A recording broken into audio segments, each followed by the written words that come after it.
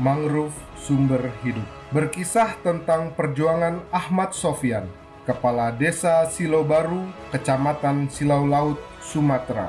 Ahmad Sofyan merupakan kepala desa yang inovatif, pandai menangkap peluang, dan berdedikasi tinggi pada kemajuan ekonomi masyarakat di sana.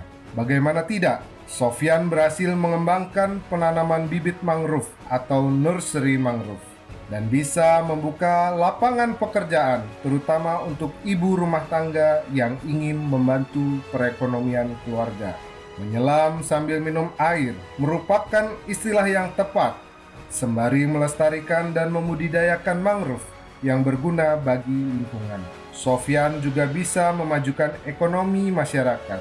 Tidak hanya itu saja, berkat kerja keras Sofyan serta dukungan masyarakat di sana, Silau Baru didaulat menjadi desa maritim kelima Bakamla, Republik Indonesia. Simak lebih lanjut kisah kepahlawanan Bapak Ahmad Sofyan melalui video karya Irawan berikut ini yang telah terpilih menjadi 100 pemenang umum Festival Pahlawan Desa 2021. Ajang apresiasi tahunan karya video terbaik tokoh desa yang dengan tulus ikhlas mendharma baktikan hidupnya untuk masyarakat, mendorong kreativitas dan kepedulian generasi muda, serta memberikan motivasi dan inspirasi bagi kemunculan tokoh-tokoh baru desa lainnya. Dalam rangka Bulan Bung Karno dan menyambut Hari Kemerdekaan Republik Indonesia, BKN Pusat PDI Perjuangan mempersembahkan Festival Pahlawan Desa 2021 memperebutkan Piala Megawati Kawal Pancasila dari Desa.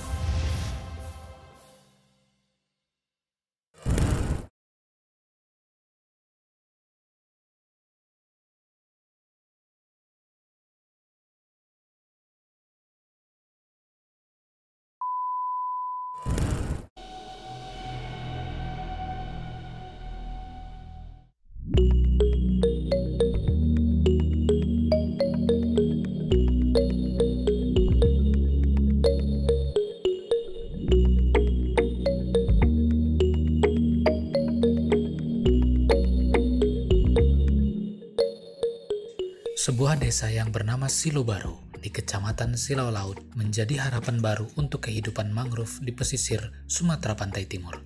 Berawal dari kepala desa Silau Baru yang bernama Ahmad Sofyan yang mengetahui bahwa pengusaha dari Langkat dan Aceh membeli bibit-bibit mangrove dari kawasan Silau Baru untuk dikembangkan di Langkat dan juga Aceh. Sehingga hal tersebut membuat beliau berpikir mengapa di daerah lain itu sangat dibutuhkan dan di sini tidak menjadi prioritas. Padahal semestinya ini bisa menjadi salah satu cara untuk meningkatkan perekonomian masyarakat. Begitulah pikirnya saat itu.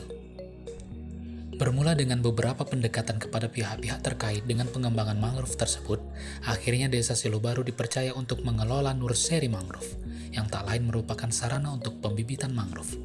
Meski banyak yang mengecilkan mimpi beliau, namun pada akhirnya sekarang sebagian masyarakat mendapat dampak positif dari berdirinya pembibitan mangrove tersebut. Selain akan menjadi perbaikan alam dan ekosistem laut, juga berpengaruh baik untuk peningkatan ekonomi masyarakat setempat.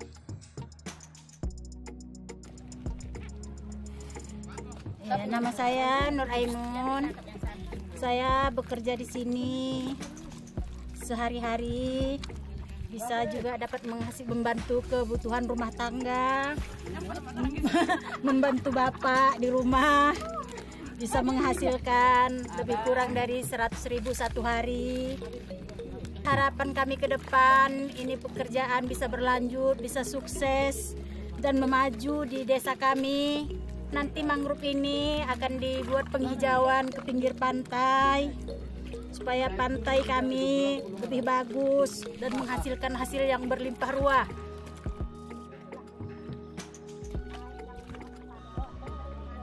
Silau Baru juga menjadi salah satu dari 5 desa di Indonesia yang mendapat gelar sebagai desa maritim oleh Badan Keamanan Laut Republik Indonesia. Bukan pencapaian yang mudah untuk seorang kepala desa yang nyentrik ini. Selain itu, bahkan Kepala Badan Restorasi Gambut dan Mangrove Republik Indonesia hadir mengunjungi kawasan yang saat ini disebut Asahan Mangrove Park.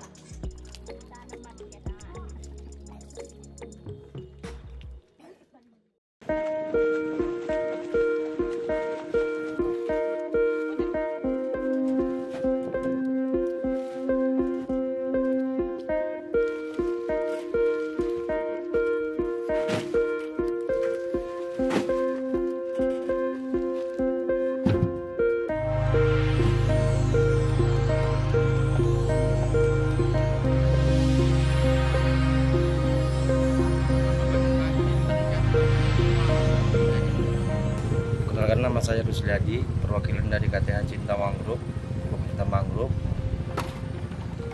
yang KTH berjumlahkan 180 anggota yang berdiri sejak 2019,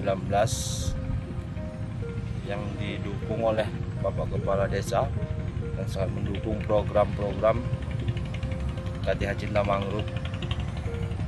Programnya yang untuk mengembangkan hutan di kawasan Desa Silobaru dan pengembangan wisata di Desa Silobaru.